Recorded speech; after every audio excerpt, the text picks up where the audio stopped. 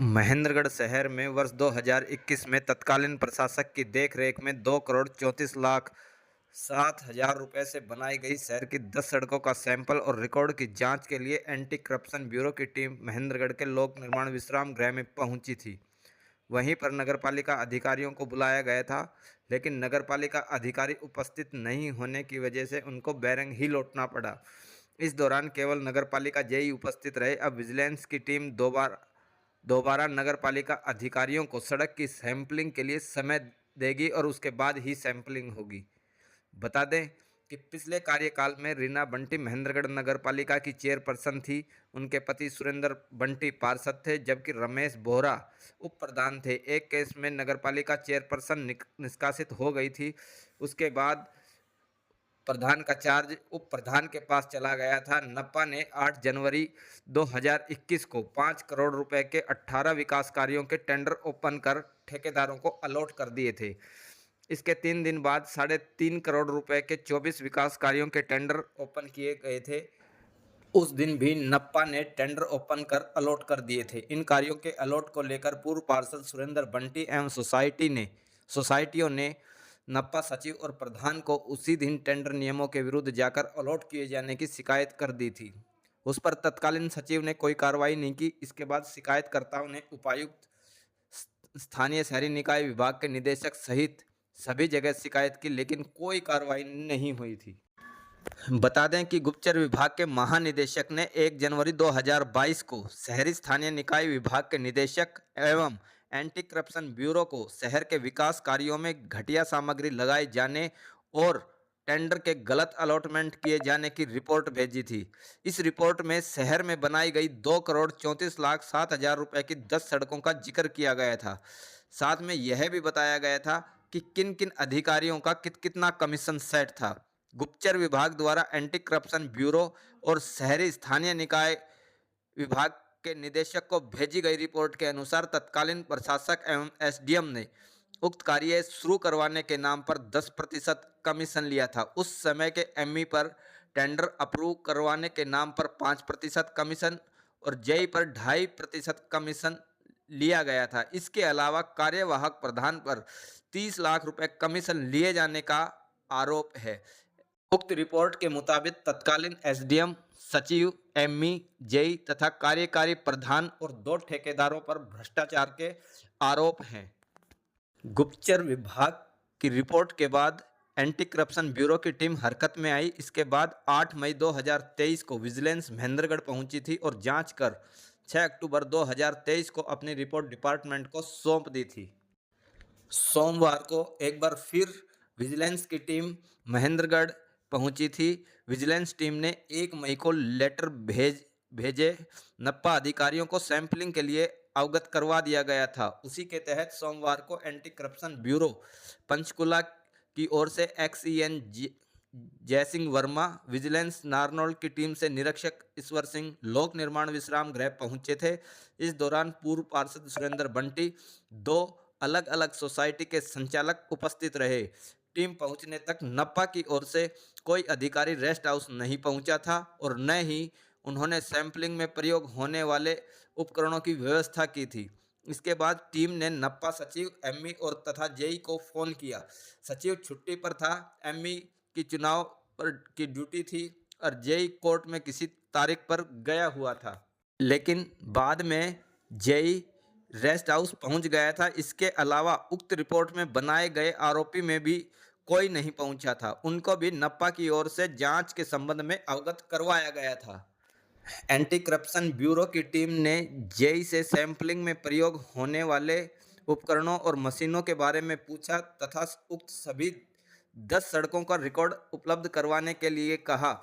JEE sampling में प्रयोग होने वाली कोर कटर तथा अन्य उपकरण उपलब्ध नहीं करवा पाए और 10 में से 7 सड़कों का रिकॉर्ड होने की बात कही। बाकी रिकॉर्ड देखने के लिए उन्होंने आश्वासन दिया। विजिलेंस टीम ने सभी 10 सड़कों की अलग अलग फाइलें पूरी डिटेल के साथ कल तक सौंपे जाने की बात कही।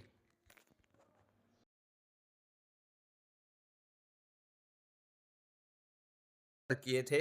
उन्होंने बताया कि नियम के मुताबिक 50 लाख रुपए तक के टेंडर में सोसाइटी की प्राथमिकता होती है। अगर सोसाइटी नहीं आती है तो टेंडर दोबारा कॉल करने पड़ते हैं। उसमें ठेकेदार को टेंडर अलॉट किए जा सकते हैं।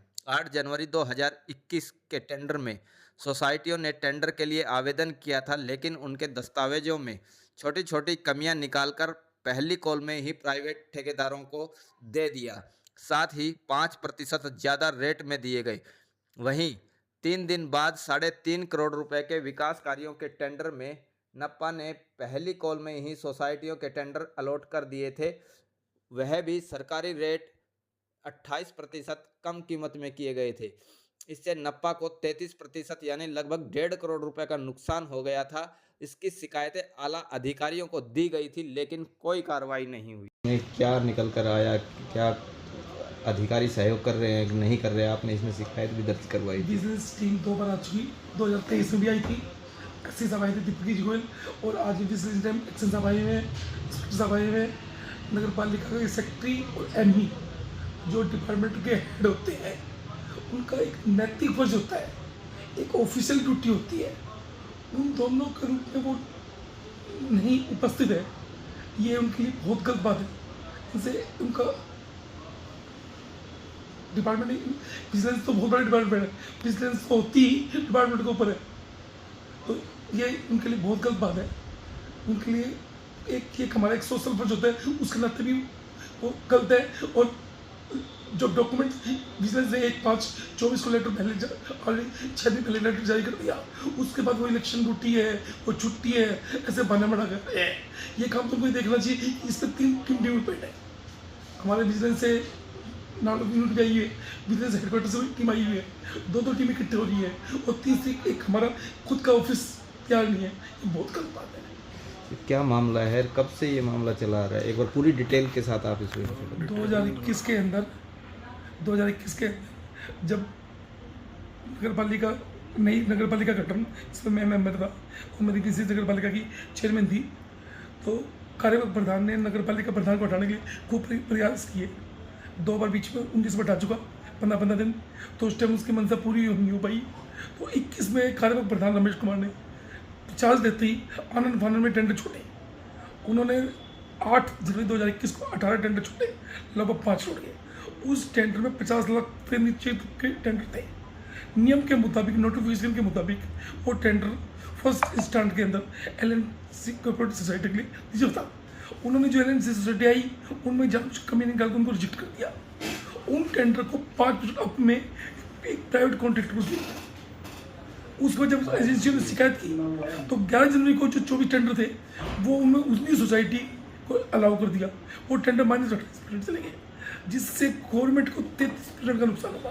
सरकार को 5 करोड़ के टेंडर थे, उसमें 33% का नुकसान, लगभग 2.25 करोड़ का सरकार को नुकसान हुआ। टेंडर मैनेजमेंट जुटे, जिसकी रिपोर्ट विजिलेंस ने दे दी है, जिसमें विजिलेंस के जो दीपक गोयल जी एससी साहब है, उन्होंने रिपोर्ट बनाकर दे चुकी है कि 4 ऑफिसर, कार्यपालक प्रधान रमेश कुमार, उस टाइम का सेक्रेटरी प्रदीप कुमार, उस टाइम के एमई चमलाल जी जो एक्सपायर हो चुके वो, और रोहित जी, ये चारों रेस्पॉन्सिबल है जिन्होंने टेंडर कमियाँ छोड़कर, LNC में कम निकालकर, नोटिफिकेशन की वायलेंस करके अप में टेंडर छोड़कर सरकार को नुकसान पहुँचाया, जिसके विगिलिटी हैंडल बन चुके हैं। उसके बाद CID विभाग ने, उसके बाद उनका कार्यकाल पूरा हो गया, उसके बाद SDM साहब के अंडर कमेटियाँ की प्रशासन हो गया, वो सारे रोड बने। उस वक्त शहर के रोड की सारी क्वालिटी बहुत हल्की बनी, और जिससे शहर के अंदर हर आदमी दुखी हुआ कि ये क्वालिटी, ये रोड, ये क्वालिटी, ये रोड। उससे CID ने सेल्फ कॉम्पिटिशंस लेकर CID ने 10 रोड की रिपोर्ट भेजी कि 10 रोड बिल्कुल खत्म रोड है, और उसकी रिपोर्ट पर CID हेड पंचकुला, चंडीगढ़ से हरियाणा CID हेड ने विजिलेंस को और हमारे निदेशालय को लेटर भेजा कि इनमें भारी गड़बड़ हुई है।